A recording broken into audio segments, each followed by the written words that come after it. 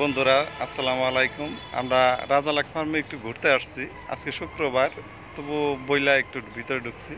তো অবাক একটা ব্যাপার দেখেন, এই যে আমরাগুলো দেখেন, 12 মাসি আমরা, এটা নাকি 12 মাসি ফলন হয়। আর আমরা তো মহিলাদের খুবই প্রিয় একটা জিনিস, আপনাদের একটু দেখাই। এই যে নুরুদ্দিন পাশে আছে, তো নুরুদ্দিন বলতেছে সবারই প্রিয়। তুমি কি কইলা?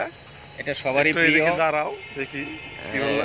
বন্ধুরা, বাংলাদেশে এখন বাঙালি আমরা খুব একটা পাওয়া যায় না, পাওয়া গেল সিজনাল। আর এই আমড়াটা হলো থাই আমড়া বলে এটাকে। এটা থাই আমড়া, এটা বাংলাদেশে 12 মাসই এটাকে আবাদ করা সম্ভব।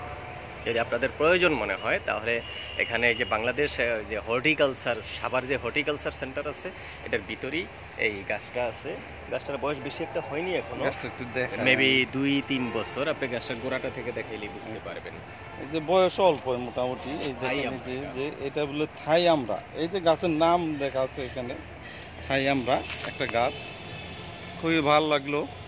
আর আমাদের সাথে শাহিন ভাই আসছে। শাহিন ভাই, গাছটা কেমন লাগতেছে আপনার একটু বলেন।